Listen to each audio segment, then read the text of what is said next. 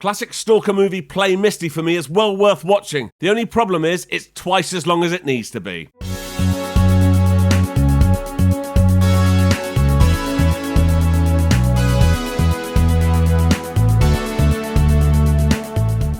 I'm Jay Harangue and I talk about soft porn and stalker movies. You should subscribe. So straight in with the first pointlessly drawn out scene, Dave, played by Clint Eastwood, is driving home. The scene is totally unnecessary and it goes on and on and on.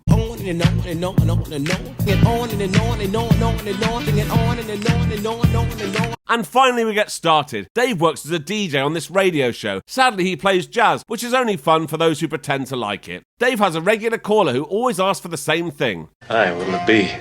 Play Misty For Me. The guy in the rubbish hat is Dave's friend Al. I see you got your little Misty chick calling you again. After his show, Dave goes to this bar. He sees this woman there and he's like, I'm probably going to get stuck into that. But the barman's like, I don't think so, Dave. She's waiting for someone. You sure? She says guys been striking out all night. Then Dave and the barman start playing this game called Cry Bastion. What? No idea. Anyway, the woman is intrigued by this game and comes over to Dave. My name is Dave Garver. Evelyn Draper. So the game was just a ploy to get her to approach him and it's worked. 1-0 to Dave. I ought to be mad. But she's not mad. She's brought him back to her house. Something wrong? No, I keep getting the feeling I know you from someplace. And he does. She's the caller who always asked him to play Misty. She didn't even have a date. She'd heard him talk about that bar on the radio and went there because she wanted to meet him. Oh.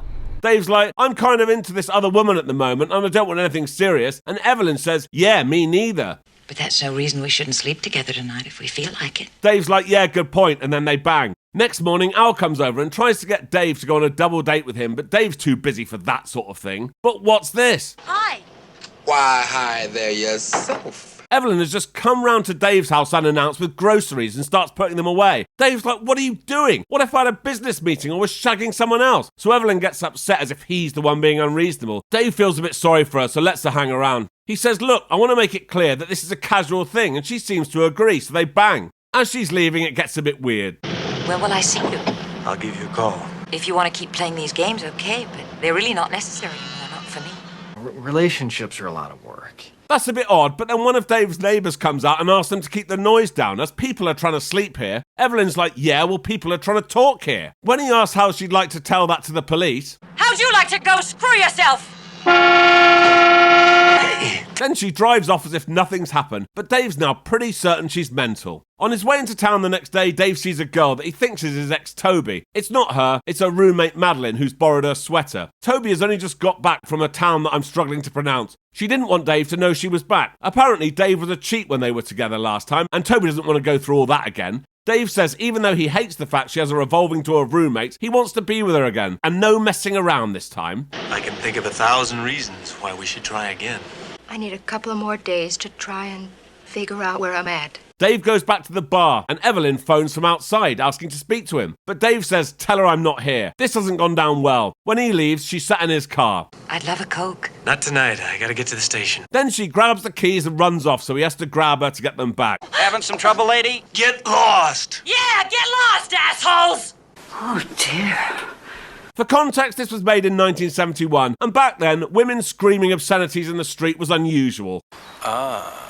Anyway, Dave's like, fuck this, and drives off. When he gets home that night, Evelyn has left a giant Snoopy toy with a note on his door. Oh, and she's also there waiting for him. She asks to come in and he says no, but when she strips, he thinks, oh, fuck it, and then they bang. Boys will be boys.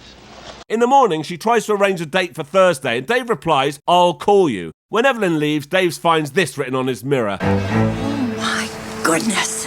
Thursday at work, and Evelyn calls Dave and says, where are you? I'm sat here in my brand new lounging pyjamas. Dave's like, we didn't have a date, I said I'd call, but I'll be over in a bit because we need to talk. So he's obviously there to dump her, but Evelyn gives him a pair of shoes and really isn't getting it. Are you trying to say you don't love me anymore? It's that other bitch, isn't it? Evelyn starts raging and won't allow herself to be dumped, so she decides she'll be dumping him instead. You're nothing! You're not even good in bed! So when Dave gets home, he probably thinks, oh well, at least I've got rid of her. But then the phone rings. Hello? I'm sorry, I didn't mean those things I said. Dave tells her to piss off and takes the phone off the hook. Good. The next day, he goes out with Toby and Evelyn is watching. So that night, she goes round to Dave's house hoping to catch Toby there. She's like, "Oh, Dave, I'm sorry. I know you wouldn't spoil what we have between us." And Dave's like, "There's nothing between us, you freak." And Evelyn goes mad. It's not true! It's not true! He says, "That's it, I'm taking you home." But she agrees to go home on her own after she's washed her face. Will you, though? I don't think so. And what a surprise, she wasn't washing her face. What a revolting development. The doctor is round the next morning and Dave's like, "Look, don't report this because Toby's back in town and I don't want her finding out about this." Why isn't he just telling her himself? No idea. Toby calls Dave to see if they're still on for the evening and Dave says, "Yeah, see you tonight." But Evelyn's going to ruin that too as she's pretending to have nightmares and needs him to be with her. Don't let me go. Dave tries to call Toby to say he can't come, but Evelyn emotionally blackmails him to stay in the bedroom with her. Isn't this nice? Just us here, together. No, it's not. Next morning, Dave's cleaner Birdie comes over and she's like, "Oh, look at this mess. I see you're up to your old tricks again, Dave." Then this woman Madge calls who has a big job for Dave and wants to meet him to discuss it at lunch. Birdie finds a note from Evelyn saying, "If you can't find your keys, I've got them. I've borrowed your car." But she's actually getting a spare set cut. Of course. When she gets back, Dave tells her he has a business lunch and that she needs to get some rest. So at lunch with Madge, Evelyn shows up. So this is your business lunch? How's business? What is this, Be Kind to Senior Citizens Week? This all gets really loud and embarrassing and Dave's had enough of it. So he drags her through the restaurant out into the car park and forces her into a cab. I love you. Get her out of here, man. Please. When Dave gets back to the table, obviously Madge has left. Dave goes to see Toby and she's fucked off because he stood her up the other night, so he has no choice but to tell her what's been going on with Evelyn, who, by the way, is spying on them again. Birdie is back at Dave's and the place has been trashed. She catches Evelyn red-handed. I can't show most of this because it's pretty gruesome. When Dave gets home, he sees there are loads of police in the house. Luckily, Birdie is still alive. It's gonna cost you double to clean up this mess. And it's good that she can see the funny side. This is Sergeant McCallum. They've got Evelyn in custody, but for some reason, Dave is being really cagey about what's been going on. I can only imagine that he doesn't want his radio show being affected. Dunno. Anyway, then Dave goes for a walk with Toby on the beach to Roberta Flack's The First Time Ever I Saw Your Face. Now, it's a nice song, but for fuck's sake, they play the entire thing. Yes, 5.5 minutes of just Dave and Toby walking and kissing to this song. Then they go to the jazz concert.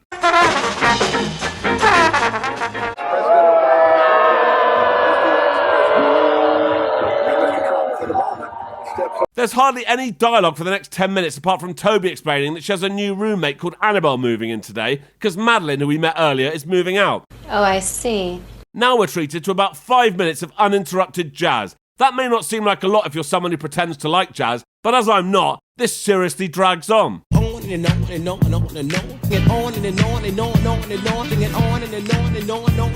Now that's finally over, Dave is back at work and the phone rings. Are you thinking what I'm thinking? Hello? Play Misty For Me. Evelyn says she's been released from the men's hospital and that she's at San Francisco airport about to board a flight to Hawaii. Apparently she just wanted to say sorry for all the trouble she caused, and Dave's fine to put it all behind him. Because this maiden she lived with no other thought than to love and be loved by you. Okay. So Dave's a bit pissed off that she's been released, but glad she's fucked off to Hawaii. But then in the middle of the night, Dave reports this and Sergeant McCallum says she was released on parole a week ago. What? Why? McCallum asked Dave exactly what Evelyn said to him on the phone. He says, "Look, it was some line from a poem, all right? I can't remember." Later, McCallum is at Dave's work, hoping that Evelyn will phone so he can trace the call. But Dave wants him to go and check on Toby instead. Yes, of course. Dave calls her to tell her that McCallum is on the way. She says she's okay at the moment because her roommate Annabelle is at home making coffee.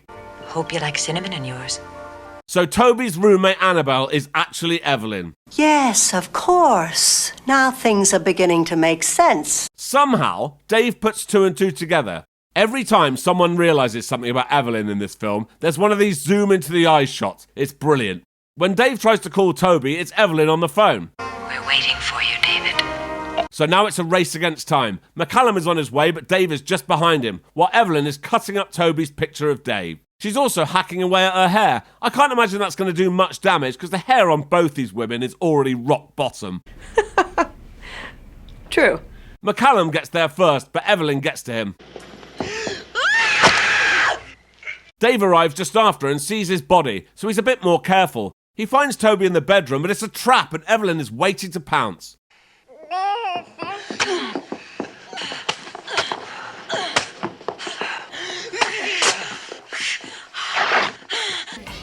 God, that's gotta hurt. Finally, Dave gets the upper hand, smacks her in the face, and she falls out of the window to her death. That is all. So until next time.